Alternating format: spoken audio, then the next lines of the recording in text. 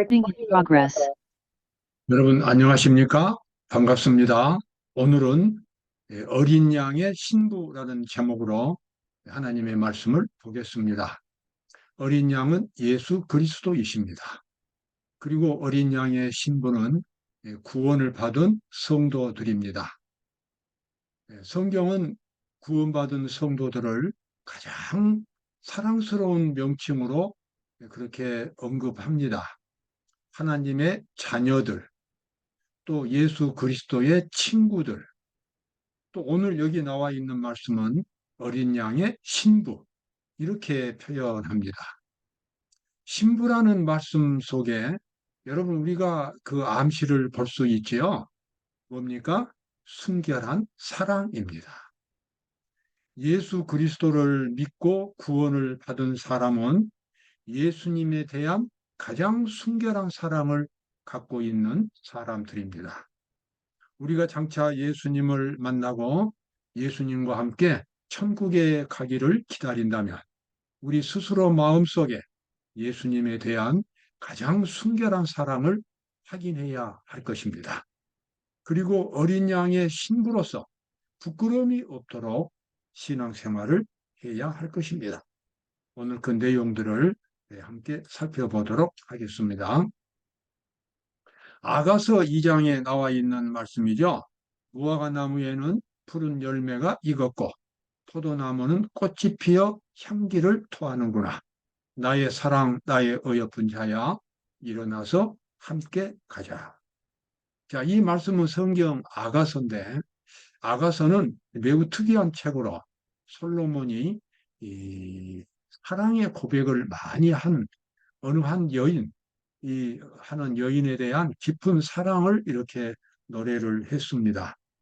이 여인에 대한 사랑, 이것이 성경에 기록된 이유는 예수님이 구원받은 성도들을 그만큼 사랑하신다고 하는 것을 상징적으로 표현하기 때문에 그렇습니다. 부부가, 청춘 두 남녀가 한 가정을 이루기 위하여 결혼식을 할 때 우리는 그 결혼식에서 가장 필수적인 요소가 무엇인지를 알고 있습니다. 여러분, 그것은 무엇입니까? 그것은 순결한 사랑입니다. 남편과 아내가 이 세상 어떤 다른 사람에게도 줄 수 없는 가장 순결한 사랑을 서로에게 바칠 때에 그 결혼은 합리적인 결혼이 됩니다. 그와 똑같이 예수님이 우리를 그렇게 사랑하시고 구원하셨기 때문에 우리 구원받은 성도들도 예수님에 대한 가장 순결한 사랑을 마음속에 간직해야만 할 것입니다. 선지자왕 150, 729쪽에 이렇게 나와 있죠. 선지자는 죄와 모든 저주의 흔적이 없는 하나님의 구속받은 자들의 거처인 도성을 바라볼 때에 여기 나와 있는 선지자는 이사야 선지자입니다. 이사야 선지자가 하나님께서 구원받은 성도들을 위해서 하늘에 마련해 놓은 하늘 예루살렘 성을 바라볼 때에 얼마나 아름답고 거룩한지 정말 이 인간의 언어로는 표현할 길이 없었습니다. 지금 그것을 말하고 있습니다. 하나님의 구속받은 자들의 거처인 도성을 바라볼 때에 큰 기쁨으로 부르짖는다. 예루살렘을 사랑하는 자여, 다 그와 함께 기뻐하라. 예루살렘을 사랑하는 자여. 예루살렘을 사랑하는 것은 하나님이 준비하신 그 구원의 사랑을 사랑한다는 의미입니다. 감사한다는 의미입니다. 하나님이 얼마나 아름다운 예루살렘 성을 준비하셨는지 우리 다 함께 기뻐하자는 것입니다. 하늘 예루살렘 성이 가장 자세하게 설명되어 있는 부분은 요한계시록 21장입니다. 그래서 거기 아주 정말 이 요한이 자기가 아는 모든 단어, 아름다운 단어를 다 해서 설명을 했지만 아직도 우리는 그 영광스러운 모습을 글만 가지고는 알 수가 없습니다. 우리가 이제 직접 가서 그 도성에 들어갈 때에 알게 될 것입니다. 어린 양이신 예수님과 우리 성도들의 결혼식은 하나님의 심판을 통해서 이루어지게 되겠습니다. 모든 사람들의 운명이 생사간에 결정되었다. 이제 심판이 끝난 거죠. 예수께서 성소에서 봉사하시는 동안, 이게 성소에서 봉사하신다 그 말은 하나님의 심판이 진행되고 있는 동안이라는 것입니다. 죽은 의인들과 살아있는 의인들에 대하여 심판이 행하여졌다. 이제 그것이 맞춰졌다는 것입니다.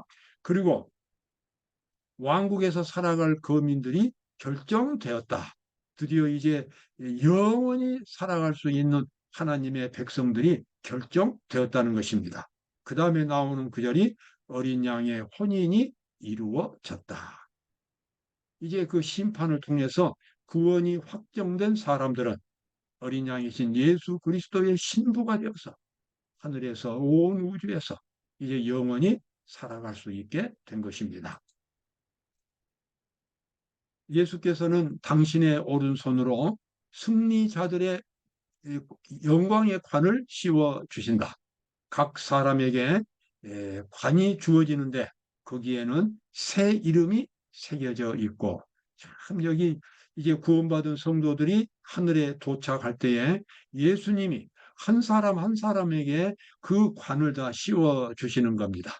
근데 관 위에는 그 사람의 이름이, 새로 하나님께서 지어주신 이름이 그곳에 기록되어 있다고 하는 것입니다. 대쟁투 646쪽입니다. 저는 이러한 구절들을 읽을 때에 참 마음에 감탄합니다. 정말 인간이 누릴 수 있는 가장 큰 영광, 가장 큰 행복을 하나님은 준비해 놓으셨습니다. 하나님이 준비하신 영생이라고 하는 것이 얼마나 아름답고 거룩한지, 얼마나 행복한지는 지금 다 느낄 수가 없습니다. 하늘에 가서 이제 그것을 경험할 때에 실제로 느끼게 될 것입니다.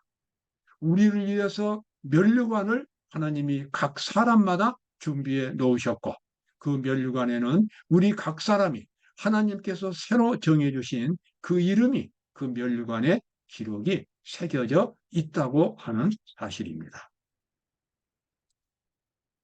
또 내가 보니 어린 양이, 보라 어린 양이 시온산에 섰고, 여기서 어린 양은 예수님이죠. 그리고 시온산은 하늘에 있는 시온산입니다.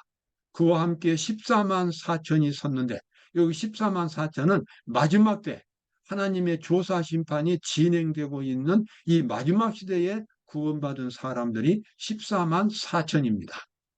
이 사람들은 이 요한계시록에서 아주 탁월한 영적인 그런 경험을 가진 사람들입니다.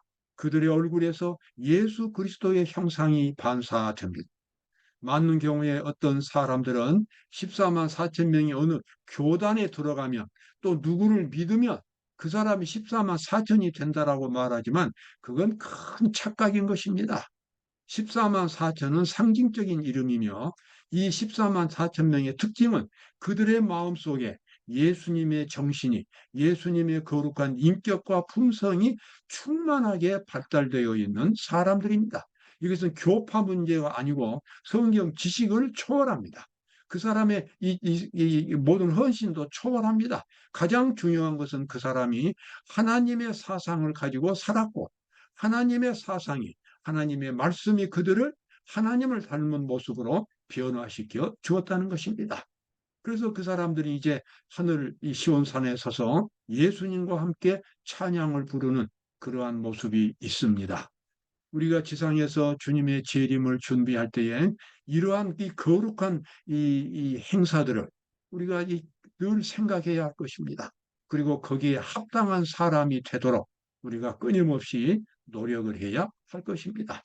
중요한 것은 우리가 어떤 지식이 아니라, 교파가 아니라 그 사람 자체이기 때문에 그렇습니다.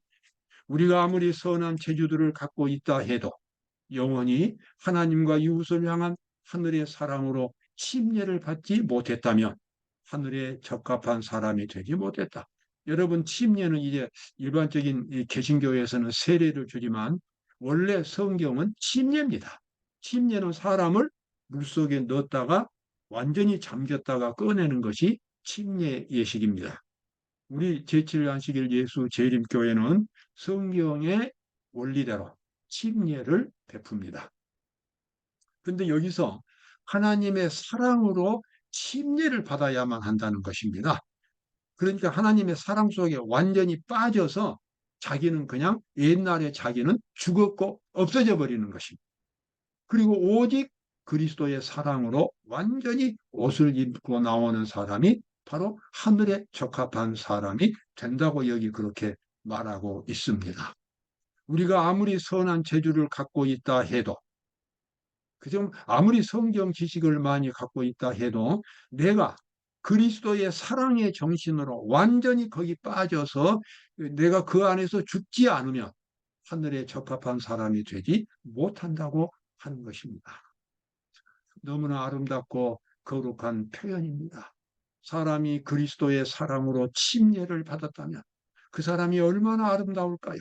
얼마나 그의 마음속에 행복하고 영감이 넘칠까요? 그 사람에게는 하늘 영생이 기다리고 있는 것입니다.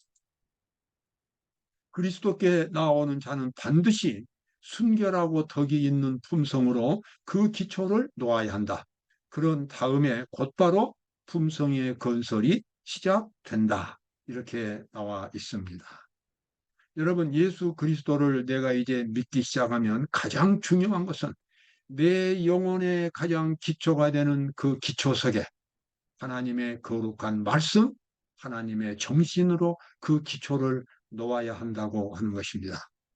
과학적인 용어를 사용한다면 우리 인격의 가장 기초가 되는 그 유전인자, DNA죠. 그 DNA가 하나님의 거룩한 말씀으로 놓여져야 한다고 하는 것입니다. 조금 전에 말씀드렸던 사랑으로 침례를 받는다는 말씀과 같은 의미가 되겠습니다. 그래서 그것을 우리는 회개라고 말합니다. 회개라고 하는 것은 내가 하나님을 바라보고 이제는 세상을 등지고 하나님을 바라보면서 살아가기 시작했다고 하는 것이 회개입니다. 회개를 철저하게 해야만 품성이 속에서 만들어지고 구원이 확정됩니다. 95%만 회개를 했다면 아직 그것은 구원에 이르는 믿음이 아닌 것입니다. 완전히 하나님을 향하여 자기의 삶의 방향을 확고하게 정하는 것이 바로 회개가 되겠습니다. 하나님을 향하여 방향을 정했다고 해서 세상을 전부 부정하는 것이 아닙니다. 다만 세상이 삶의 목표가 아니라고 하는 것입니다. 세상이 그 사람에게 주는 가치관이 아니라고 하는 것입니다. 세상적인 쾌락, 명예, 또 부귀영화 이러한 모든 것들이 이제는 하찮은 것들이 됩니다. 가장 중요한 것은 바로 하나님이고 하나님의 말씀이고 하나님의 약속이 되겠습니다. 아름다운 품성, 인격이 변화되기를 원하는 사람은 그 사람의 자신의 가장 마지막 중요한 지적, 정말 뭐라고 그럴까요? 그 사람의 그 영혼의 세포에 가장 근본적인 그 세포 속에 하나님의 말씀이, 하나님의 스피릿, 하나님의 정신이 그 사람의 기본적인 정신으로 자리를 잡도록 해야 합니다. 그것이 바로 회개입니다.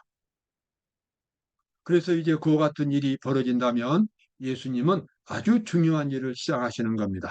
주 예수께서는 당신의 자비와 풍성한 은혜를 사용하셔서 인간의 심령 속에 실험을 하고 계신다.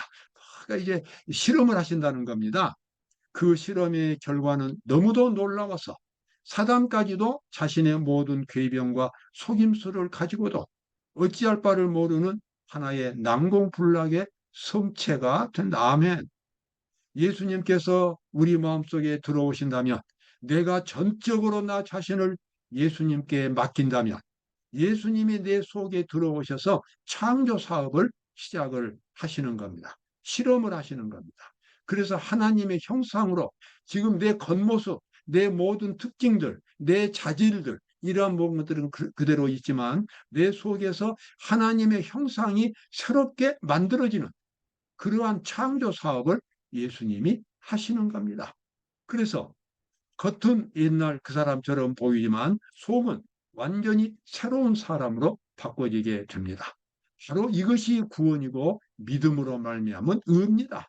이 모든 창조가 하나님의 능력으로 이루어지기 때문에 우리는 그것을 믿음으로 받을 수밖에 없습니다. 어떤 사람은 믿음이라는 말을 오해를 해가지고 그저 믿기만 하면 천당 갈 것처럼 그렇게 착각을 하는 사람들이 있습니다. 그러나 믿는다고 하는 것은 내가 바꿔지는 것을 의미합니다. 내가 그리스도의 형상으로 변화되는 것을 의미합니다. 내가 만약에 변화되지 않는다면 그 믿음은 구원을 주는 믿음이 안 되는 것입니다. 율법은 의, 즉 완전한 삶, 완전한 품성을 요구하지만 인간은 그것을 제출할 수 없다. 그러나 그리스도께서는 인간으로 이 세상에 오셔서 거룩한 삶을 사시고 거룩한 품성을 발전시키셨다. 예수님은 우리와 똑같은 입장에서 하나님의 말씀에 순종하시고 하나님의 품성을 개발하셨다는 것입니다. 우리에게 그 품성을 주시기 위해서요. 그래서 예수님은 언제나 우리의 모본이 되시는 겁니다. 예수님은 하나님이시기 때문에 죄를 이긴 것이 아니라 우리와 똑같은 입장에서 죄를 이기시고 하나님의 거룩한 형상을 닮은 품성을 개발하셨습니다. 발전시키셨습니다. 그 다음에 나와 있는 시대의 소망에 나와 있는 말씀입니다. 그분의 생애는 인류의 삶의 대신으로 세워진다.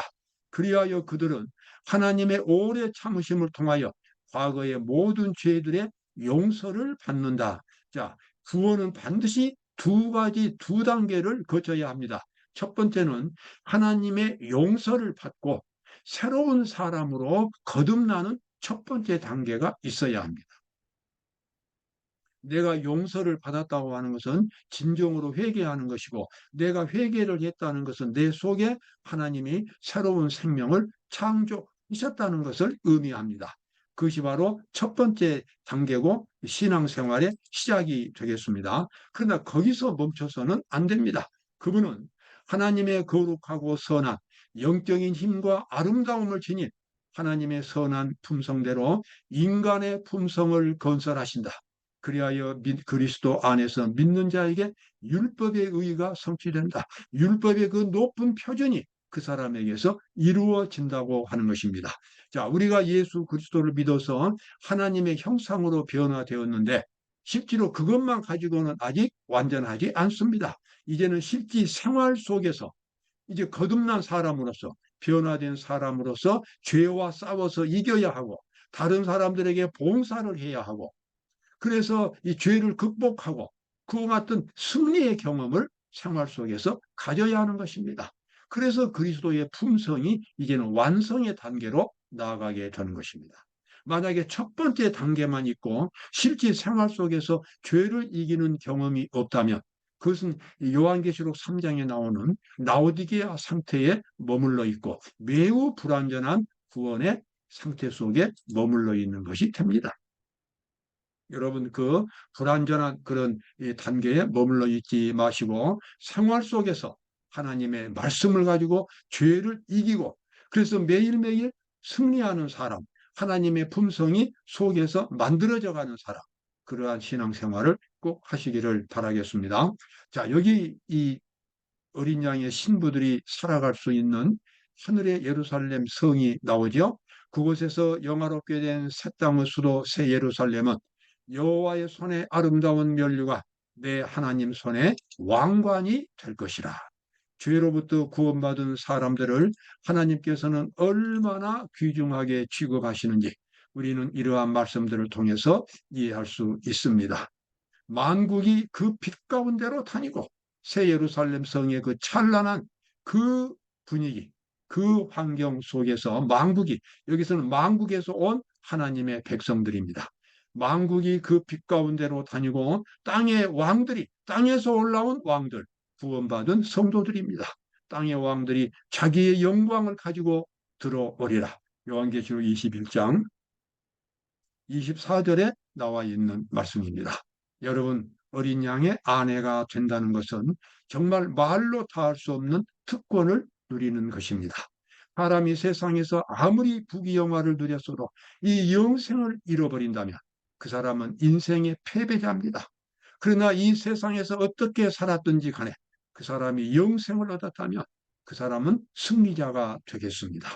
여러분과 제가 모두 승리자가 되시기를 바라면서 오늘 말씀을 마치겠습니다.